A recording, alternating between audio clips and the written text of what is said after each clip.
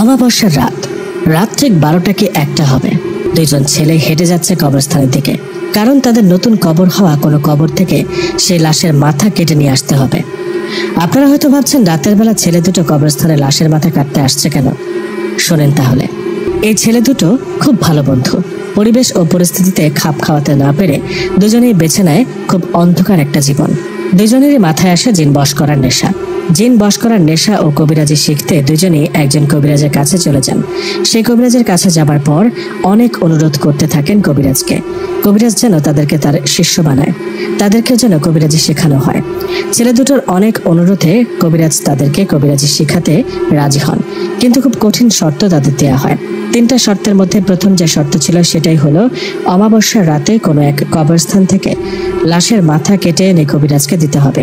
কবিরাজের দেওয়া প্রথম শর্ত পালন করতে অমাবস্যার রাতে কবরস্থানের দিকে এগিয়ে যাচ্ছে এই দুই বন্ধু। এদের একজনের নাম শাহাদাত, আরেকজনের নাম জয়নাল। অমাবস্যার রাত, গ্রামের রাস্তা একদম ফাঁকা, একদম গা ছমছমে পরিবেশ। শাহাদাত ও জয়নাল দুজনে হেঁটে চলেছে কবরস্থানের দিকে। এরা দুইজন যখন হেঁটে কবরস্থানের পাশে চলে আসে, ঠিক তখনই পেছন থেকে একটা আওয়াজ ভেসে আসে, এখান থেকে চলে যা, বাঁচতে চাইলে চলে যা। পেছন থেকে এমন আওয়াজ পেয়ে শাহাদাত ও জয়নাল দুজনেই পেছনে ঘুরে তাকায়, কিন্তু পেছনে তো কেউ নেই। তাহলে আওয়াজটা আসলো কোথা থেকে? পেছনে কাউকে না দেখে দুজনে কবরস্থানের কাছে চলে আসে ও দেওয়াল টপকে কবরস্থানের ভেতরে প্রবেশ করে। কবরস্থানে ঢুকে দুজনে খুঁজতে থাকে নতুন কবর, মানে কয়েকদিনের মধ্যে যারা মারা গেছে এমন একটা কবর। এমন একটা কবর দুজনে খুঁজতে থাকে। খুঁজতে খুঁজতে একসময় তারা নতুন একটা কবর পেয়ে যায়। নতুন কবরটা পাওয়ায় শাহাদাত ও জয়নাল কবর থেকে মাটি সরাতে থাকে। এদিকে মাঝে মধ্যে এদিক সেদিক তাকিয়ে দেখে কেউ আসছে কিনা। যাই হোক, কবরের মাটি সরাতে সরাতে একসময় বাঁশ বের করে আর বাঁশগুলো সরাতেই দুজন দেখতে পায় কবরে একটা লাশ রাখা, একজন বৃদ্ধের লাশ। লাশটা দেখে জয়নাল শাহাদাতকে বলে, এই শাহাদাত, যা দা নিয়ে আয় আর লাশের মাথাটা কেটে নিয়ে আয়। জয়নালের কথায় শাহাদাত বলে, আমার তো ভয় করছে রে, তুই নাম কবরে আর মাথাটা কেটে নিয়ে আয়। শাহাদাতের কথায় জয়নাল রাগ করে বলে, ভয় নিয়ে কাজ করলে কি কবিরাজি শেখানো যাবে? দে হাতিয়ারটা আমাকে দে, আমি লাশের মাথাটা কেড়ে নিয়ে আসি। তুই উপরে থেকে দেখ কেউ আসে কিনা। কথাটা বলে জয়নাল নেমে যায় কবরের ভেতরে। জয়নাল যখন কবরে নামে, উপর থেকে শাহাদাত তখন দেখতে পান 4 থেকে 5টা শিয়াল ওদের দিকে এগিয়ে আসছে। এই দেখে শাহাদাত বলে, জয়নাল, জয়নাল, ওই দেখ আমাদের দিকে কয়েকটা শিয়াল এগিয়ে আসছে। ওদিকে কবরের ভেতর থেকে জয়নাল বললেন, চুপ করে থাকতো, শিয়াল আবার এমন কি, একটা লাঠি দিয়ে ভয় দেখা, পালিয়ে যাবে। জয়নালের কথায় শাহাদাত চুপ করে ওই শিয়ালগুলোর দিকে তাকিয়ে আছে। এদিকে শিয়ালগুলো আস্তে আস্তে কিছুটা কাছে আসায় শাহাদাত দেখলেন শিয়ালগুলো সাধারণ শিয়ালের থেকে অনেক বড়। শিয়ালগুলোর চোখ আগুনের মতো জ্বলজ্বল করছে, দাঁতগুলো অনেক বড় বড় ও ছোচালো।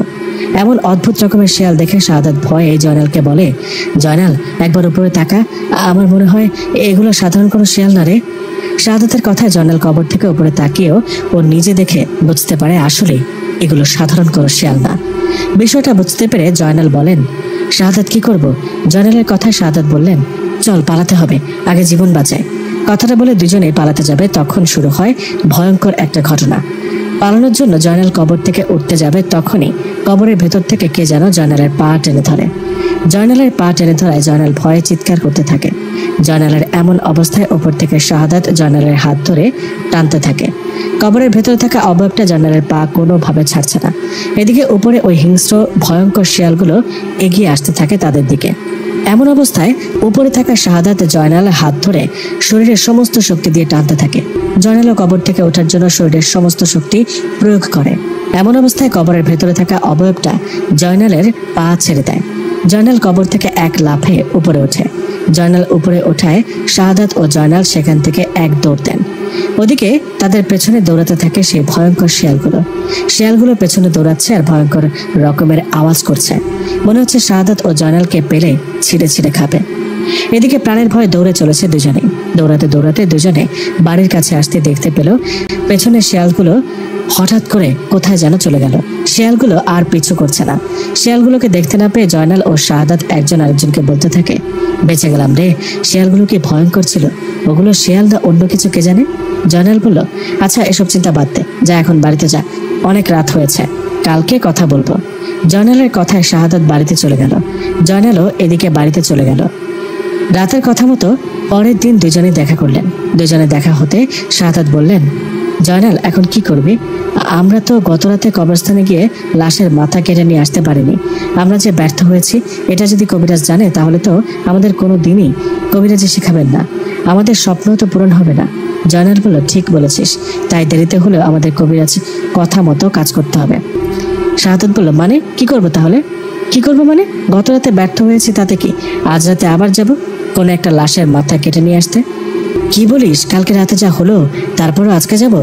জয়নাল বলল, কাল ঘটনা ঘটেছে বলে কি আজও ঘটবে নাকি? আজকে অন্য একটা কবরস্থানে যাব। শাহাদাত বলল, ভয় লাগছে। তবু ঠিক আছে, আমি রাজি। কখন যাব বল? রাত 12টার পর। দুই বন্ধু কথা শেষে যে যার বাড়িতে চলে গেল। এদিকে দিন পেরিয়ে রাত আসলো। ঘড়িতে রাত 12টা। কথা মতো দুই বন্ধু বেরিয়ে পড়লো একটা কবরস্থানের দিকে। গত রাতের মতো আজ আর গ্রামের কবরস্থানে না গিয়ে পাশের গ্রামের একটা কবরস্থানে চলে গেলেন দুজনেই। বেশি রাত ভয় করছে। ভয়ে ভয়ে দুজনে ঢুকে পড়লো কবরস্থানে। সেখানে গিয়ে খুঁজতে লাগলো নতুন কবর। আজ আর বেশিক্ষণ খুঁজতে হলো না, শুরুতে একটা নতুন কবর পেয়ে গেল। নতুন কবর দেখে দুজনে সেটা থেকে মাটি সরাতে লাগলো। দুজনে যখন মাটি সরাচ্ছে তখন বাতাসে একটা আওয়াজ ভেসে আসলো। মনে হচ্ছে কেউ ফিসফিস করে বলছে, চলে যা, চলে যা, বাঁচবি না, পালা এখান থেকে। আওয়াজটা পেয়ে দুজনে আশেপাশে ঘুরে দেখলেন, কিন্তু কাউকে দেখতে পেল না। কাউকে দেখতে না পেয়ে দুজনে আবারও মাটি সরাতে লাগলো। মাটি সরাতে সরাতে একসময় কবরে থাকা লাশটিকে দেখতে পেল। এটা একটা মহিলার লাশ। লাশটাকে দেখে জয়নাল বলল, শাহাদাত উপরে থাক, আজকে যাই হোক আমি লাশের মাথা না কেটে উপরে উঠবো না। কথাটা বলে কবরে নেমে পড়লেন জয়নাল। আর কথা মতো কিছুক্ষণের মধ্যেই কবরে থাকা লাশের মাথা কেটে উপরে উঠে আসলো জয়নাল। গত রাতের মতো আজ আর কোনো শেয়াল বা কবর থেকে পা টেনে ধরা এরকম কোনো ঘটনা ঘটল না। ভয়ঙ্কর ঘটনা ঘটল তখন যখন শাহাদাত ও জয়নাল লাশের মাথা কেটে আবারও ওই কবরটাতে মাটি দিয়ে সেখান থেকে আসতে যাবে, তখনই একটা আওয়াজ ভেসে আসে। কেউ একটা ভয়ানক কণ্ঠে বলে, কিরে কোথায় যাচ্ছিস আমার মাথাটা নিয়ে? কথাটা শুনে দুজনে ভীষণ ভয়ে ভয়ে এদিক সেদিক তাকাতে থাকে। শরীর কাঁপতে থাকে দুজনের। আওয়াজটা কোথা থেকে আসছে? কে বলছে? সামনে তো কাউকে দেখতে পাচ্ছি না। এমন অবস্থায় দুজনে খেয়াল করেন খুব ভয়ঙ্কর একটা দৃশ্য। দুজনে দেখেন ভয়ঙ্কর রূপে কথা বলছে সেটা আর কেউ না, তাদের সাথে থাকা কাঁটা মাথাটা। এটা কিভাবে হতে পারে? কাটা মাথা কিভাবে কথা বলছে? এই দৃশ্য দেখে জয়নালের হাতে থাকা কাটা মাথাটা ছুঁড়ে ফেলেন মাটিতে। মাটিতে ছুঁড়ে ফেলে দুজন পালাতে যাবে, ঠিক তখনই ঘটে আরেকটা ভয়ের ঘটনা। দুজনে পালাতে যাবে তখনই তাদের সামনে এসে দাঁড়িয়ে পড়ে মাথা ছাড়া একটা অবয়ব। এটা কি দেখলাম? মাথাবিহীন শরীর কিভাবে দাঁড়িয়ে আছে, কিভাবে হাঁটছে? এই দৃশ্য দেখে শাহাদাত সেখানে জ্ঞান হারিয়ে পড়ে যায়। শাহাদাত জ্ঞান হারিয়ে পড়ার সামনে থাকা সেই মাথাবিহীন অবয়বটা জয়নালের দিকে এগিয়ে আসতে শুরু করলো। ঠিক তখনই শাহাদাতের মতো জয়নালও জ্ঞান হারিয়ে মাটিতে পড়ে গেল। এদিকে সকালবেলা আশেপাশের লোকেরা দুজনকে জ্ঞান ফেরান। ওদের জ্ঞান ফিরতেই সবাই জিজ্ঞেস করে, এই তোমরা এখানে জ্ঞান হারিয়ে পড়েছিলে কেন? সবার কথার উত্তরে শাহাদাত ও জয়নাল একজন আরেকজনের দিকে তাকিয়ে মনে মনে ভাবতে লাগলো, এই রে, এই বুঝি ধরা পড়ে গেলাম। আমরা তো এসেছিলাম লাশের মাথা কাটতে, কিন্তু লাশের মাথা কই? আর কবরটাও তো ঠিকঠাক আছে। জয়নাল ও শাহাদাত চুপ করে থাকায় সবাই আবারও বলে, কি হলো, কথার জবাব দিচ্ছ না কেন? তোমরা কোনো চোর নও তো, আবার চুরি করতে আসছো নাকি? সবার কথার জবাবে জয়নাল বুদ্ধি করে বলেন, আরে না, আমরা চোর না, আসলে আমরা দুজনে কাল রাতে বাজার থেকে ফিরছিলাম। হঠাৎ আমরা ভয়ঙ্কর একটা জিন দেখতে পাই আর দৌড় দিয়ে এসে এই কবরস্থানে ঢুকে পড়ি আর ভয়ে জ্ঞান হারিয়ে ফেলি। জয়নালের কথায় সবাই অবাক হলেও বিশ্বাস করে, কারণ কবরস্থানে সব ঠিকঠাক ছিল, কোনো কিছু তো চুরি যায়নি। কোনো কিছু চুরি না হওয়ায় সবাই বলে, আচ্ছা ঠিক আছে, তোমরা বাড়ি চলে যাও আর রাত করে কোথাও যেও না। সবার কথা শুনে জয়নাল ও শাহাদাত সেখান থেকে বাড়ির দিকে রওনা করলো। বাড়ির দিকে আসতে আসতে জয়নাল শাহাদাতকে বলল, বড় বাঁচা বেঁচে গেলাম রে। সবাই যদি বুঝে ফেলতো আমরা কবরস্থানে গিয়েছিলাম লাশের মাথা আনতে, তাহলে সবাই আমাদের পিটিয়ে মেরে ফেলতো। শাহাদাত বলল, তা ঠিক বলেছিস, কিন্তু একটা জিনিস বুঝলাম না, কবরস্থানে সব কিছু ঠিকঠাক হলো কি করে? আমরা যে কবরটা খুললাম, লাশের মাথা কাটলাম, এগুলোর ব্যাপারে তো কেউ কিছুই বুঝলো না। জয়নাল বলল, আমিও বুঝতে পারছি না আসলে রাতে ঘটনাটা ঘটলো কি। আমি এরকম ভয়ঙ্কর জিনিস কখনো দেখিনি। কাটা মাথাটা কিভাবে কথা বললো, আর মাথা ছাড়া শরীরটাও বা কিভাবে আমাদের সামনে এসে দাঁড়ালো? শাহাদাত বলল, সেটা তো আমারও প্রশ্ন। আর বলিস না, আমি যে মারা যায়নি এটাই অনেক। এরকম ভয়ঙ্কর জিন কখনো দেখিনি, আর দেখার ইচ্ছাও নেই। জয়নাল বলল, সেটাই তো, কি করবো এখন? সব বাদ তাহলে? শাহাদাত বলল, বাদ মানে? এসবের নাম আর মুখে নিবি না। আমাদের কবিরাজি শেখার শখ মিটে গেছে, আমরা আর এসব কিছু শিখতে চাই না। হ্যাঁ ঠিক বলেছিস, এগুলো কঠিন কাজ, মরতে মরতে বেঁচে গেছি। আচ্ছা বাড়ি এসে পড়েছি, তুই যা বাড়িতে, আমিও বাড়িতে যাই, কালকে আবার দেখা হবে। কথাটা বলে দুই বন্ধু যে যার বাড়িতে চলে গেল। দুজনে বাড়িতে যাবার পর ভাবছিল সমস্যা বুঝি সেখানেই শেষ, আর কোনো সমস্যা হবে না মনে হয়। কিন্তু না, দুজনের ধারণা ভুল করে সে রাতে দুজনের সাথে ভয়ঙ্কর রকমের একটা ঘটনা ঘটে। সে রাতে শাহাদাত নিজের রুমে ঘুমিয়েছিল। হঠাৎ শাহাদাতের ঘুম ভেঙে যায় একটা ফিসফিস আওয়াজে। মনে হচ্ছে কেউ কানের কাছে এসে ভয়ঙ্কর কণ্ঠে বলছে, কিরে আমার মাথা কাটলি কেন, আমার মাথা আমাকে ফিরিয়ে দে। কথাটা শুনে চমকে ওঠে, নিজের বিছানায় উঠে বসলেন শাহাদাত। এদিকে বিছানায় বসে রুমের লাইটটা জ্বালিয়ে পুরো রুমে ভালো করে দেখলেন, কিন্তু কাউকে দেখতে পেলেন না। কাউকে দেখতে না পেয়ে শাহাদাত আবারও যেই না রুমের লাইট অফ করছে, ঠিক তখনই শাহাদাত দেখেন তার রুমে দাঁড়িয়ে আছে মাথা কাটা সেই শরীরটা। মাথাবিহীন শরীর দেখে শাহাদাত চিৎকার দিতে যাবে, ঠিক তখনই সেই মুহূর্তে অবয়বটা শাহাদাতের পা টেনে ধরে টানতে টানতে নিয়ে যেতে লাগলো কবরস্থানের দিকে। এমন অবস্থায় শাহাদাত চিৎকার করতে লাগলো। শাহাদাতের চিৎকারে ওর বাড়ির লোকেরা বের হন আর বাইরে গিয়ে দেখেন শাহাদাত জ্ঞান হারিয়ে মাটিতে পড়ে আছে। শাহাদাতের এমন অবস্থায় ওকে সবাই ধরাধরি করে রুমে নিয়ে আসে। রুমে নিয়ে আসার পর সে রাতে ওর আর জ্ঞান ফেরেনি। শাহাদাতের জ্ঞান ফেরে সকালে শাহাদাতের জ্ঞান ফিরতে ও অবাক করা একটা ঘটনা শোনেন। হঠাৎ শোনেন ওর বন্ধু জয়নালও নাকি রাতে ভয়ঙ্করভাবে চিৎকার করেন, আর ওকে নাকি জ্ঞান হারানো অবস্থায় খুঁজে পান একটা গাছের উপরে।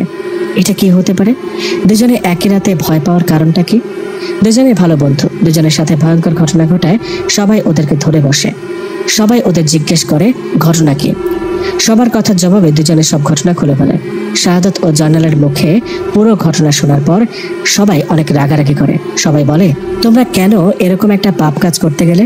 দুজনকে অনেক বকাঝকা করার পর জয়নাল ও শাহাদাতকে একজন কবিরাজের কাছে নিয়ে গিয়ে ঝাড়ফুঁক দিয়ে নিয়ে আসা হয়। কবিরাজের কাছে ঝাড়ফুঁক দিয়ে নিয়ে আসার পর 2 দিন কোনো সমস্যা হয়নি। 3 দিনের বেলা খুব ভয়ঙ্কর একটা ঘটনা ঘটে। 3 দিনের দিন রাতের বেলা হঠাৎ করে জয়নালকে তার রুমে পাওয়া যায় না। ওকে রুমে না পেয়ে ওর মা বাবা ভাবতে থাকে হয়তো বাইরে কোথাও গেছে। কিন্তু বেশ কিছুক্ষণ অপেক্ষা করার পর যখন দেখা গেল জয়নাল রুমে আসছে না, তখন ওর মা বাবা চিন্তা করেন জয়নাল হয়তো শাহাদাতের বাড়িতে গেছে। এই ভেবে জয়নালের বাবা শাহাদাতের বাড়িতে যাবেন, ঠিক তখনই উল্টো শাহাদাতের বাবাই ওদের বাড়িতে আসলো। শাহাদাতের বাবাকে দেখে জয়নালের বাবা বললেন, কি ব্যাপার, আপনি এখানে? আমি তো আপনার বাড়িতে যাচ্ছিলাম, জয়নাল রুমে নেই, ও কি আপনাদের বাড়িতে গেছে? শাহাদাতের বাবা বলল, না, ও তো আমার বাড়িতে নেই, উল্টো আমি আপনাদের বাড়িতে দেখতে আসলাম শাহাদাত এখানে আছে কিনা। কি বলেন?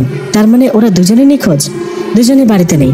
এটা দেখে জয়নাল ও শাহাদাতের বাবা আরো কয়েকজনকে সাথে নিয়ে আশেপাশে খুঁজতে থাকেন। আশেপাশে যত বাঁশ ঝাড় জঙ্গল সবখানে ওদেরকে খুঁজতে থাকেন, কিন্তু কোথাও পান না। ওদেরকে কোথাও না পেয়ে কয়েকজন মিলে ওই কবরস্থানে গিয়ে দেখেন সেখানে জয়নাল ও শাহাদাত দুজনেই জ্ঞান হারিয়ে পড়ে আছে। তাদেরকে দেখে মনে হচ্ছে কেউ অনেক মেরেছে। দুজনকে জ্ঞান হারানো অবস্থায় পেয়ে ধরাধরি করে বাড়িতে নিয়ে যাওয়া হয়। বাড়িতে নিয়ে যাওয়ায় পরের দিন সকালে তাদেরকে জিজ্ঞেস করলে দুজনেই বলে তারা রাতে ঘুমিয়েছিল। মধ্যরাতে তাদের ঘুম ভেঙে যাওয়ায় দেখতে পান সে মাথাবিহীন শরীরটা। ওটাকে দেখে ওরা চিৎকার করতে যাবে, ঠিক তখনই সে ভয়ঙ্কর অভাবটা ওদের পা ধরে টেনে ওই কবরস্থানে নিয়ে যায়। দুজনের সাথে একই রকম ঘটনা ঘটেছে, একই সময়, তাও আলাদা আলাদা। শাহাদাত ও জয়নালের মুখে এসব বর্ণনা শুনে 2 পরিবারের লোকেরা ঠিক করে, না, এভাবে থাকা ঠিক হবে না। এইভাবে জয়নাল ও শাহাদাতের বাবা দুজনের নাম করা একজন বড় হুজুরকে তাদের বাড়িতে নিয়ে আসে। হুজুরকে নিয়ে এসে শাহাদাত ও জয়নালের সাথে ঘটে যাওয়া সমস্ত ঘটনা খুলে বলে তাদেরকে। সমস্ত ঘটনা শুনে হুজুর জয়নাল ও শাহাদাতকে সামনে বসিয়ে রুকিয়া করেন। হুজুর সে জিনটাকে হাজির করেন। সেই জিনটা শাহাদাত ও জয়নালের সাথে ভয়ঙ্কর ঘটনা ঘটাচ্ছে। যাই হোক, জিনটাকে হাজির করানোর পর সেই জিনটা ভদ্রভাবে হুজুরকে বলেন, আসসালামু আলাইকুম হুজুর, আমাকে কেন ডাকা হলো? হুজুর বললেন, সেটা তো আপনি জানেন, আপনি এই ছেলে দুটোর পেছনে কেন লেগেছেন আর এদের সাথে কেনই বা ভয়ঙ্কর ঘটনা ঘটাচ্ছেন?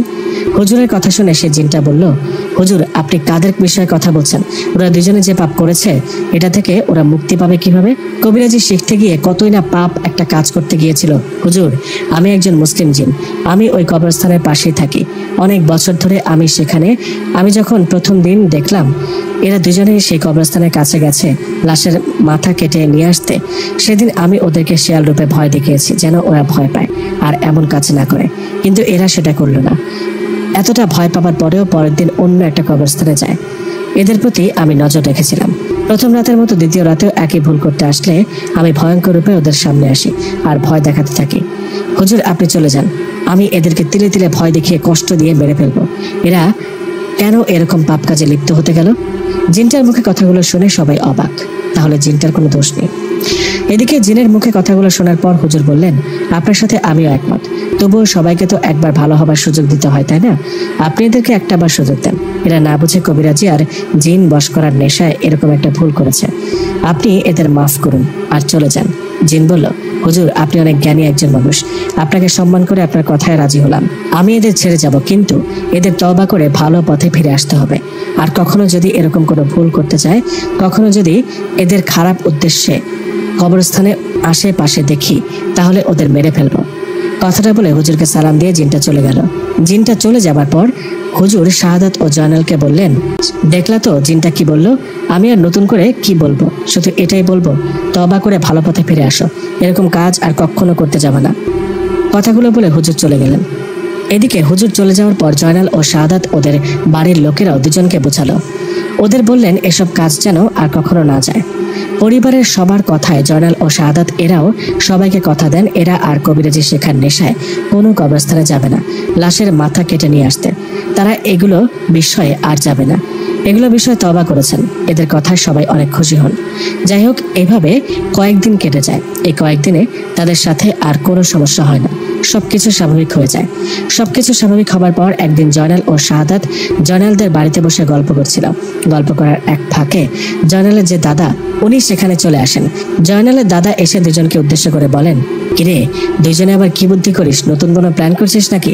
শাহাদাত বলল, আরে না দাদা, এমনি বসে গল্প করছিলাম। জয়নাল বলল, একবার না বুঝে ভুল করেছে বলে কি বারবার ভুল করব? দাদা বলল, এসবের মধ্যে কিন্তু আর ভুলেও যাবি না, তাহলে তোদের অবস্থা জলিলের মতো হবে। শাহাদাত বলল, জলিল? উনি আবার কে দাদু? আর ওনার কথাই বা আমাদের বলছেন কেন? দাদা বলল, জলিল আমার ছোটবেলার বন্ধু। ওর বাড়ি আমাদের গ্রাম থেকে 2 গ্রাম পরে। জলিলও তোদের মতো কবিরাজি শিখতে চেয়েছিল। ওরও তো তোদের মতো জিন বশ করার নেশা মাথায় ঢুকেছিল।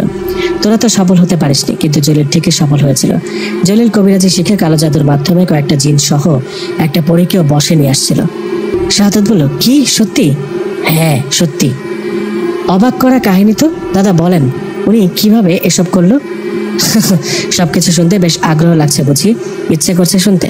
শাহাদাত বলল, হ্যাঁ দাদু, খুব ইচ্ছে করছে। দাদু বলল, কিন্তু আমি তো পুরো ঘটনা জানি না। তোমরা বরং একটা কাজ করো, আমি তোমাদের ঠিকানা দিই, তোমরা ঠিকানা অনুযায়ী গিয়ে জলিলের মুখ থেকে সব ঘটনা শোনো, তাহলে বেশি মজা লাগবে। জয়নাল বলল, কিন্তু উনি কি আমাদের সব ঘটনা খুলে বলবে? যদি না বলে? বলবে বলবে। ও না বলতে চাইলে তোমরা আমার কথা বলবে। ওকে বলবে রহিম দাদুর নাতি হয়ে আমরা, আর আমাদের রহিম দাদুই পাঠিয়েছে। আমার কথা শুনলে ও তোমাদের পুরো ঘটনা বলবে। ওর মুখে পুরো ঘটনা শুনে তোমরা বুঝতে পারবে অন্যায়ভাবে জিন পরি বশ করার ভয়াবহতা কেমন, এসব কতটা পাপ কাজ। দাদার মুখে কথাগুলো শুনে জয়নাল ও শাহাদাত দুজনেরই খুব আগ্রহ জাগে। রহিম দাদার বন্ধু জলিল দাদার কাছে গিয়ে সব ঘটনা শোনা। তো কথা মতো জয়নাল ও শাহাদাত রহিম দাদার কাছ থেকে বিদায় নিয়ে রওনা করেন। 2 গ্রাম পরে সে জলিল দাদার বাড়ির দিকে। 2 বন্ধু গল্প করতে করতে এক পর্যায়ে পৌঁছে যায় সে জলিল দাদার বাড়িতে। সেখানে যাবার পর জয়নাল ও শাহাদাত দেখেন একজন বৃদ্ধ বাড়ির বাহিরে বসে আছে। সেখানে গিয়ে জলিল নাম বলায় একজন ওই বৃদ্ধকে দেখিয়ে বললেন, ও যে বসে আছে ওনার নাম জলিল। বৃদ্ধ লোকটাকে দেখিয়ে দেওয়ায় জয়নাল ও শাহাদাত দুজনে ওনার কাছে গেলেন। ওনার কাছে গিয়ে ওনাকে সালাম দিয়ে বললেন, আপনার নাম কি জলিল? জয়নাল ও শাহাদাতের মুখে কথাটা শুনে জলিল দাদা বললেন, কে তোমরা? আমি তো এখন ভালো মতো দেখতে পাই না, তোমরা কি আমার কাছে এসেছ? হ্যাঁ, আমরা আপনার কাছে এসেছি। কেন আসছো? শাহাদাত বলল, অনেক বছর আগে নাকি আপনার সাথে জিন রিলেটেড কিছু ঘটনা ঘটেছে, আমরা সেটা জানার জন্য এসেছি। আপনি যদি আপনার জীবনে ঘটা ঘটনাটা আমাদেরকে বলতেন। শাহাদাত ও জয়নালের মুখে কথাগুলো শুনে জলিল দাদা মুখটা কালো করে বললেন, না, আমার সাথে কিছু ঘটেনি, তোমরা ভুল শুনেছ, চলে যাও। শাহাদাত বলল, দাদা এমন করছেন কেন? আমরা আপনার সাথে ঘটে যাওয়া ঘটনা শুনতে খুব আগ্রহী। দাদা বলল, আমার সাথে কিছু ঘটেনি, আমি কিছু জানি না, চলে যাও এক্ষুনি। জয়নাল বলল, দাদা আরেকটা কথা একটু শোনেন, আমরা এমনি এমনি আসিনি। আমার বাড়ি 2 গ্রাম পরে। আপনার ছোটবেলার বন্ধু রহিম আছে না, উনি আমার আপন দাদা, আমি ওনার আপন নাতি, আমাদের রহিম দাদাই পাঠিয়েছে। জয়নালের কথাগুলো শুনে জলিল দাদা বললেন, ও তোমরা রহিমের নাতি হও? আগে বলবা না? আসো আমার পাশে বসো। তা রহিম কেমন আছো? জয়নাল বলল, জি আলহামদুলিল্লাহ ভালো, আপনি কেমন আছেন এটা জানতে চেয়েছে রহিম দাদা। জলিল দাদা বলল, আমি আছি কোনো রকম, এই চলছে। কথাটা বলে একটা বিড়ি ধরিয়ে রহিম দাদা বলতে শুরু করলেন, তোমরা আমার বন্ধু রহিমের নাতি, দূর থেকে আসছো আমার সাথে ঘটে যাওয়া ঘটনা শুনতে। শোনো, একবার আমাদের গ্রামে একজন তান্ত্রিককে নিয়ে আসা হয় একটা মেয়ের শরীরে জিন ভর করেছে সেটাকে ছাড়ানোর। সেই তান্ত্রিক গ্রামে এসে মেয়েটার শরীর থেকে জিনকে ছাড়িয়ে বেশ নাম করেন। সবাই তান্ত্রিককে জিজ্ঞেস করেন কিভাবে এত সহজে জিন তাড়ান তিনি। সবার কথার জবাবে তান্ত্রিক বলেন, আমার সাথে থাকা জিনের মাধ্যমে আমি এসব করি, ওরাই আমার শক্তি, আমি জিনদের বন্দি করে তাদের দিয়ে কাজ করাই। তান্ত্রিকের মুখে কথাটা শুনে আমার খুব ভালো লাগে। আমারও ইচ্ছে হয় কবিরাজি শিখবো আর জিন বশ করে তাদের দিয়ে সব কাজ করাবো। এই ভেবে আমি সবার চোখের আড়ালে সেই তান্ত্রিকের সাথে দেখা করি। জলিল দাদা বললেন, আমি সবার চোখের আড়ালে সেই তান্ত্রিকের সাথে দেখা করি। জয়নাল বলল, তারপর দেখা করে ওনাকে কি বললা? জলিল দাদা বলল, আমি ওনার সাথে দেখা করি আর ওনাকে বলি আমিও কবিরাজি শিখতে চাই, আমাকে যেন তার শিষ্য করে নেন। আমার কথায় সেই তান্ত্রিক প্রথম কথায় না করে নেন। তখন তান্ত্রিক বলেন, এগুলো যার তার কাজ না, এটা একটা ভয়ঙ্কর জগৎ, যে জগতে একটু উল্টো পাল্টা করলে শাস্তি পেতে হয়, মরতে হয় জিনদের কাছে। তান্ত্রিকের কথায় আমি বলি, আমি পারবো, আপনি বলুন আমাকে কি করতে হবে, কি করলে আমি আপনার মতো করে নাম করা তান্ত্রিক হতে পারবো, কি করলে জিনেরা আমার বশে থাকবে। আমার কথায় তান্ত্রিক বললেন, বোকা ছেলে, বলে কি, জিন বশে আনা এত সহজ না, এর জন্য অনেক সাধনা করতে হয়, অনেক শক্তিশালী হতে হবে। তান্ত্রিকের এমন কথায় আমি সাহস নিয়ে বলি, আমি পারবো এগুলা করতে, একবার বলে দেখুন, একবার আমাকে পরীক্ষা করে দেখুন। আমার সাহস দেখে তান্ত্রিক বললেন, ঠিক আছে, তোমাকে আমি কবিরাজি শেখাবো, তোমাকে আমার শিষ্য বানাবো। এর জন্য তোমাকে অনেক সাহসের পরীক্ষা দিতে হবে। তোমাকে 2 রাত পরীক্ষা করব আর কিছু কাজ করতে দিব। প্রথম রাতে তোমাকে যেতে হবে একটা কবরস্থানে, সেখানে গিয়ে নতুন কবর হওয়া একটা কবর থেকে সেই লাশের মাথার চুল আর তার হাতের 2টো আঙুল কেটে নিয়ে আসতে হবে। তান্ত্রিকের কথায় আমি শুরুতে ভয় পেলেও কবিরাজি আর জিন বশ করার নেশায় আমি রাজি হয়ে যাই। তখন সেই তান্ত্রিক আমাকে বলেন, আজ মধ্যরাতে কোনো এক কবরস্থানে গিয়ে একটা কবর থেকে লাশের চুল আর আঙুল কেটে নিয়ে আসতে হবে। কবিরাজ আমাকে এটাও বলেন, শোনো, কবরস্থানে যাবা, তোমার হাতে একটা তাবিজ বেঁধে দিলাম, এতে কোনো সমস্যা হবে না। আর তোমার হাতে এই পানির বোতলটা রাখো, এটা পড়া পানি, যদি কখনো তোমার সাথে ভয়ঙ্কর কিছু ঘটে তখন এই পানিটা সেখানে ছিটিয়ে দেবে। এই বলে তান্ত্রিক আমার হাতে তাবিজটা বেঁধে দেন ও সেই পড়া পানির বোতলটা আমাকে দিয়ে দেন। আমিও খুশি মনে বাড়িতে চলে আসি। শাহাদাত বলল, তারপর কি হলো দাদা, তুমি কি রাতে গিয়েছিলে কবরস্থানে? হ্যাঁ, সে রাতে আমি চলে যাই কবরস্থানে। সেখানে যাবার পর একটা নতুন কবর থেকে লাশের মাথার চুল ও তার 2টো আঙুল কেটে নিয়ে উপরে উঠতে যাব, ঠিক তখনই কবরের ভেতর থেকে একটা কালো হাত আমার পা টেনে ধরে। কালো হাতটা আমার পা টেনে ধরায় আমি প্রাণের ভয়ে উপরে ওঠার অনেক চেষ্টা করি, কিন্তু সেই কালো হাতটা আমার পা যেন কোনোভাবেই ছাড়ছিল না। তখন আমার হঠাৎ তান্ত্রিকের দেয়া সেই পানির কথা মনে পড়ে। আমি সাথে করে নিয়ে আসা তান্ত্রিকের দেয়া পানি কালো হাতটার উপর ছিটিয়ে দিই আর সাথে সাথে কালো হাতটা আমার পা ছেড়ে দেয়। আমার পা ছেড়ে দেওয়ায় আমি একদৌড়ে কবরস্থান থেকে বাইরে বের হয়ে আসি। কবরস্থান থেকে বাড়ির দিকে আসার সময় ভেবেছিলাম আর কোনো সমস্যা হবে না, কিন্তু আমার ধারণা ভুল ছিল। কারণ আমি বাড়ির দিকে আসার সময় আমার সামনে একটা বিড়াল এসে দাঁড়ায়। শুরুতে ওটাকে নর্মাল বিড়াল ভাবলেও বিড়ালটা একটু সামনে আসতে বুঝলাম এটা সাধারণ কোনো বিড়াল হতে পারে না, কারণ বিড়ালটা ছিল বিশাল বড়, কুকুরের থেকেও এত বড় বিড়াল তো হয় না। বিড়ালটা আমার সামনে রাস্তা আটকে দাঁড়িয়ে আমার দিকে ভয়ঙ্কর রূপে তাকিয়ে রইলেন। বিড়ালের ভয়ঙ্করভাবে তাকাতে দেখে আমি অনেক ভয় পেলেও মনে সাহস নিয়ে পাশে থাকা একটা লাঠি হাতে নিলাম। লাঠি হাতে নিয়ে বিড়ালটার দিকে একটু এগিয়ে যেতেই সে বিড়ালটা হঠাৎ করে অদৃশ্য হয়ে গেল আমার চোখের সামনে থেকে। জয়নাল বলল, তারপর কি হলো দাদা, বলো। তারপর আমি সেখানে আর এক মুহূর্ত দেরি না করে এক দৌড়ে সে তান্ত্রিকের কাছে আসি। আমি তান্ত্রিকের কাছে আসায় আর সাথে করে লাশের চুল আর আঙুল নিয়ে আসায় তান্ত্রিক অনেক খুশি হন আমার উপর। তান্ত্রিক আমার উপর খুশি হয়ে আমার দ্বিতীয় পরীক্ষার কথা বলেন। তুমি অনেক সাহসী, আমার দেয়া প্রথম কাজ তুমি করেছো, এখন পালা শেষ কাজটা করার। তুমি কাল একটা শ্মশানে যাবা আর সেখানে পুড়ে ফেলা একটা মাথার খুলি আর পায়ের একটা হাড় নিয়ে আসবা। তান্ত্রিক বললেন, শ্মশানে গিয়ে মাথার খুলি ও পায়ের হাড় নিয়ে আসতে হবে। তারপর কি হলো, তুমি কি গিয়েছিলে শ্মশানে? হ্যাঁ, গিয়েছিলাম। তান্ত্রিকের কথা মতো আমি রাত 12টার পর রওনা করি শ্মশানের দিকে। আমি যখন শ্মশানের দিকে যাচ্ছিলাম তখন পেছন থেকে অনেক আওয়াজ শুনতে পেয়েছিলাম। আমার নাম ধরে কেউ ডাকতো, কান্না করত, হাসাহাসি করত, কিন্তু আমি জানতাম এগুলো সব মায়া। আমি পেছনে না তাকিয়ে সোজা চলে গেলাম শ্মশানে। সেখানে যাবার পর আমার শরীরের লোম দাঁড়িয়ে গেল। জায়গাটা কেমন যেন গা ছমছমে পরিবেশ।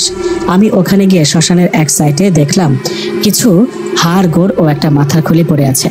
এত সহজে এসব পাবো ভাবতে পারিনি। আমি সেগুলো পাবার পর ওখান থেকে মাথার খুলিটা আমার সাথে করে নিয়ে যাওয়ার জন্য ব্যাগের মধ্যে ভরলাম।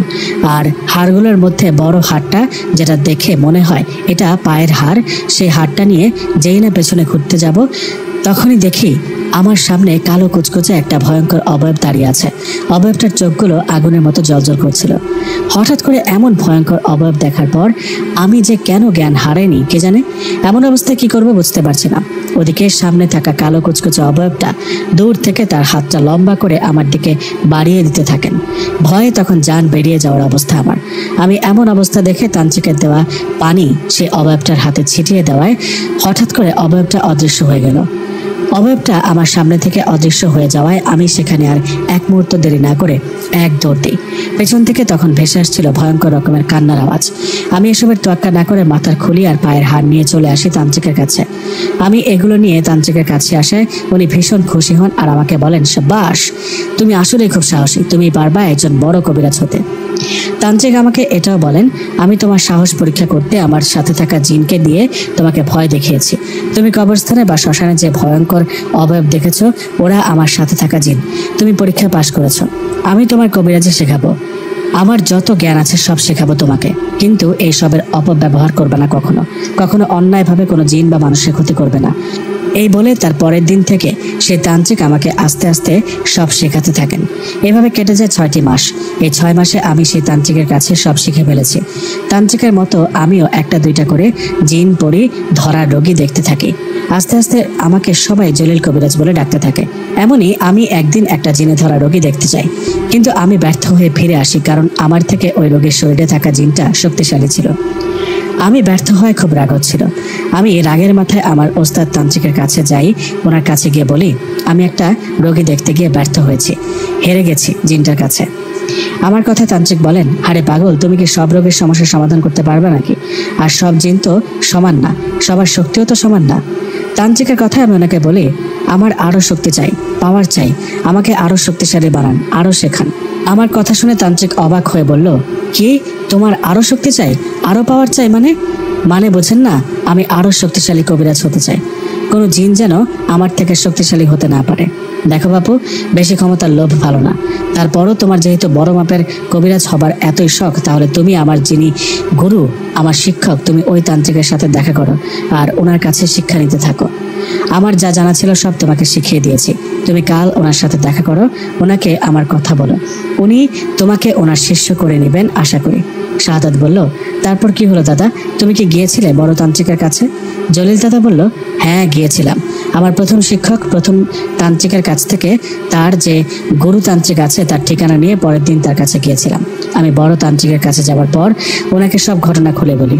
আমার কথায় সে তান্ত্রিক বলেন, তুমি খুব সাহসী একটা ছেলে মানুষ, কিন্তু আমার শিষ্য হলে আমার কাছে কাজ শিখতে চাইলে মৃত্যু ঝুঁকি আছে, একটু কম বেশি হলে মরতে হবে শক্তিশালী জিনের কাছে। আমি সে বড় তান্ত্রিকের কথায় ভয় না পেয়ে উল্টো এক কথায় রাজি হই। এরপর থেকে চলতে থাকে আমার কঠিন থেকে কঠিন শিক্ষা। কখনো শ্মশানে, কখনো বা গহীন জঙ্গলে একা একা সাধনা করে জিনকে হাজির করতে হতো, ওদেরকে খুশি করতে হতো। এভাবে চলতে থাকে আমার কাজ। আমি শক্তিশালী কবিরাজ হওয়ার নেশায় কখন যে ঢুকে পড়ি অন্ধকার পাপের জগতে সেটা বুঝতেও পারিনি।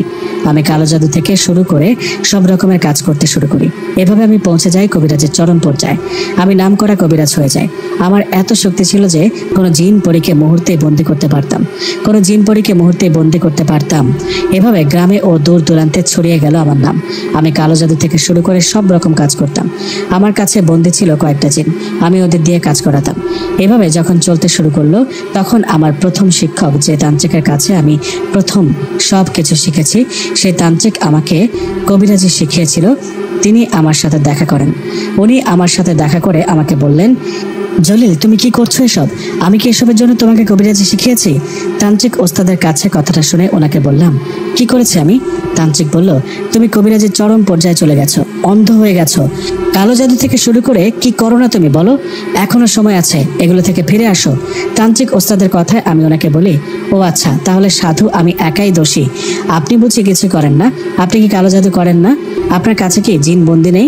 আগে নিজে ভালো হন, তারপর আমাকে দোষ দিতে আসবেন। আমি এখন বড় মাপের কবিরাজ বলে সবাই আমার কাছে আসে, আপনার কাছে যায় না, তাই এসব আমাকে বলছেন। আমি তো বুঝি, তাই না? তান্ত্রিক ওস্তাদ বলল, জলিল সাবধানে কথা বলো, তুমি ভুলে যেও না আমি তোমার ওস্তাদ। এভাবে তান্ত্রিকের সাথে আমি তর্কে জড়িয়ে পড়ি। এক সময় দুজনের মাঝে ঝগড়ার পর্যায়ে চলে যায়। দুজনে ঝগড়ার পর্যায়ে চলে যাওয়ায় ওস্তাদ তান্ত্রিক আমাকে বলেন, ঠিক আছে, বড় বার বেড়ে গেছিস তাই না, তোকে আমি দেখে নিব। কথাটা বলে রেগে চলে যান আমার ওস্তাদ তান্ত্রিক। উনি চলে যাবার 3 দিন পর আমি বুঝতে পারি আমার ওপর উনি কালো জাদু করেছে। আমার সব ক্ষমতা শেষ করার জন্য উঠে পড়ে লেগেছে।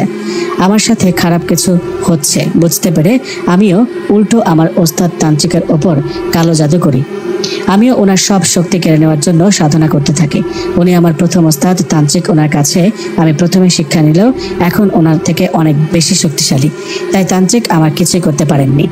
উল্টো আমি তান্ত্রিকের অনেক বড় ক্ষতি করেছি। ওনার কাছে যত জিনকে বন্দি করে রেখেছিল উনি সবগুলোকে আমি মুক্ত করে দেই। ওনার কাছে থাকা জিনগুলো মুক্ত হয়ে ওনার ওপরে রাগের বশে ওনার দুটো পা অচল করে দিয়ে চলে যায়। কাহিনী এখানে থেমে থাকেনি। ওস্তাদ তান্ত্রিককে হারিয়ে দেবার পর উনি বড় তান্ত্রিকের কাছে যান। ওনার কাছে গিয়ে আমার নামে বিচার দেওয়ায় বড় ওস্তাদ তান্ত্রিক আমার কাছে আসেন।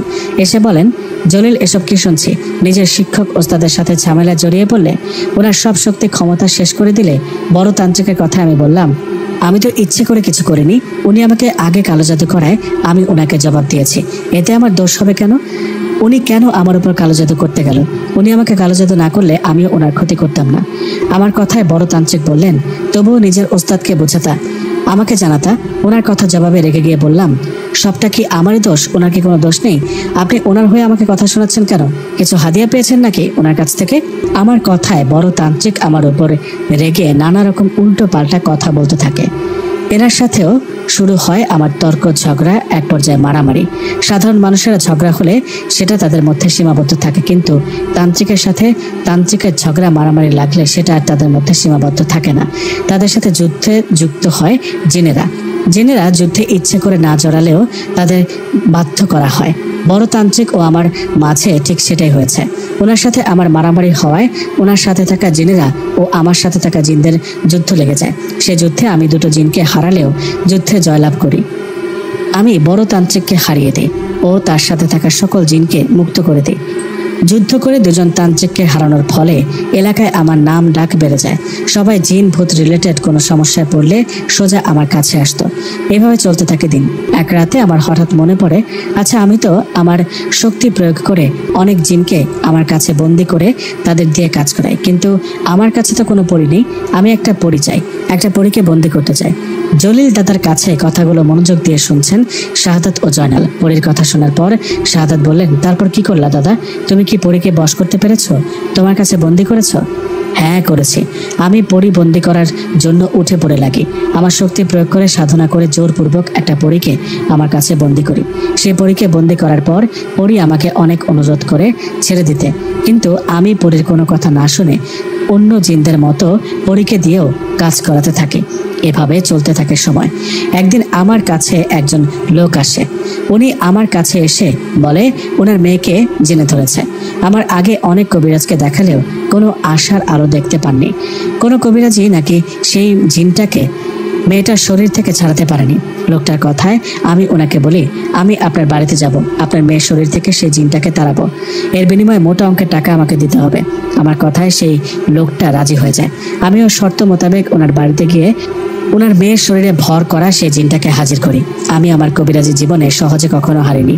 আমি নিজেকে এতটা শক্তিশালী করেছি যে কখনো ভাবিনি কোনো জিন আমাকে হারাতে পারে। আমি লোকটার মেয়ের শরীরে জিনটাকে হাজির করার সাথে সাথে সেই জিনটা কোনো কথা না বলে আমার বুকে প্রচণ্ডভাবে আঘাত করে। জিনটার আঘাতে আমি মাটিতে পড়ে যাই। ওদিকে মেয়েটার শরীরে সেই জিনটা হাজির হয়ে আসতে আসতে আমাকে বলতে থাকে, কিরে ব্যথা পেয়েছিস? আহারে, এর থেকেও তোকে একটা ব্যথা সহ্য করতে হবে। তোর সাহস তো কম না, আমাকে হাজির করিস। জিনের কথা আমি ভয় না পেয়ে উঠে দাঁড়াই আর জিনটাকে বলি, কাকে ভয় দেখাচ্ছিস? আমাকে ভয় দেখানোর আগে আমার বিষয়ে একটু খোঁজ নিয়ে দেখ। আমি যেমন তেমন কবিরাজ না রে। তোকে ভালোই ভালো একটা কথা বলি, এই মেয়েটার শরীর থেকে চিরতরে ছেড়ে যা, নইলে কঠিন শাস্তি দিয়ে মেরে ফেলবো তোকে। আমার কথায় জিনটা হাসতে হাসতে বলে, খুব বড় কবিরাজ হয়েছিস তাই না? কথাটা বলে আমি কিছু না করার আগেই সেই জিনটা আমাকে আবারও প্রচন্ড জোরে আঘাত করলো। জিনটা আমাকে এত জোরে আঘাত করলো যে আমি আঘাতের ফলে সেখানে জ্ঞান হারিয়ে ফেলি। আমার যখন জ্ঞান ফেরে তখন আমি ওই লোকটাকে বলি, আমি বুকে প্রচন্ড আঘাত পাওয়ার কারণে বুকে অনেকটা ব্যথা হচ্ছে, আমি আজকে আসি, সুস্থ হলে আপনার বাড়িতে আবার আসবো আপনার মেয়ের চিকিৎসা করাতে। কথাটা বলে বাড়িতে চলে আসি আমি। এর ঠিক পরের দিন থেকে সেই জিনটা আমার পেছনে লাগে। আমি আমার সমস্ত শক্তি দিয়েও ওর কিচ্ছু করতে পারিনি। আমার সাথে থাকা জিন পড়ি ওদেরকে বিষয়টা জানালে ওরা বলে ওদের থেকে ওই জিন খুবই শক্তিশালী, এরা সবাই ওই জিনটার কিছুই করতে পারবে না। আমি এতদিন ভাবতাম আমি একাই শক্তিশালী, কিন্তু আমি ভুলে গিয়েছিলাম শক্তির উপরও শক্তি থাকে। এই ঘটনার পর আমি দুর্বল হতে থাকি, আমার শরীর খারাপ হতে থাকে। আমি সব জায়গায় ওই জিনটাকে দেখতাম। জিনটা এত ছোট কারণে আমার পেছনে লাগবে ভাবতে পারিনি। এভাবে ভয়ের মাঝে কেটে গেল কয়েকটা দিন। এমনই একদিন আমি ঘুম থেকে উঠে দেখি সেই শক্তিশালী জিনটা আমাকে ধরে এক অজানায় নিয়ে গেছে। আমি জিনটাকে জিজ্ঞেস করায় সে উত্তর দিল, তোকে জিন রাজ্যে ধরে নিয়ে আসা হয়েছে, তুই অন্যায়ভাবে আমার জিনদের নিজের ক্ষমতা দেখিয়ে বন্দি করে রাখিস, নানা অপকর্ম করিস, বিনা কারণে জিনকে মেরে ফেলিস, তাই তোর বিচার হবে। এই কথাটা বলতে না বলতেই দুইজন জিন এসে আমাকে ধরে একটা বিশাল প্রাসাদের মতো জায়গায় নিয়ে গেল। আমি সেখানে গিয়ে দেখলাম সেখানে অনেক জিন উপস্থিত, সেখানে জিনের বাদশা উপস্থিত আছে। আমাকে সেখানে ধরে নিয়ে যাওয়ার পর জিনের বাদশা সেখানে থাকা জিনটাকে জিজ্ঞেস করেন, ও তো ইনসান, ওকে আমাদের জিন রাজ্যে ধরে নিয়ে আসছো কেন? বাদশার কথা সে জিনটা বাদশাকে বলেন, বাদশা হুজুর, ও মানুষ ঠিকই, কিন্তু মানুষ হয়ে অমানুষের মতো কাজ করে। সে অন্যায়ভাবে আমার জিন গোষ্ঠীর কয়েকটা জিনকে তার কাছে বন্দি করে তাদের দিয়ে নানান অপকর্ম, নানা কাজ করায় জোরপূর্বক। জিনটার কথায় জিনের বাদশা আমাকে জিজ্ঞেস করে, ও যা বললো এসব কি সত্যি? বাদশার কথায় আমি মাথা নিচু করে বলি, হ্যাঁ এসব সত্যি।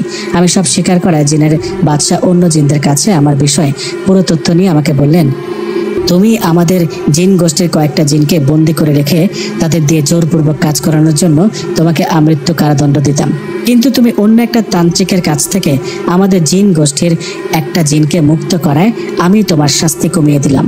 তুমি যেসব জিনদের এতদিন বন্দি করে রেখেছ তাদের মুক্ত করে দিবা। তোমার শাস্তি 30 বছর কারাদণ্ড।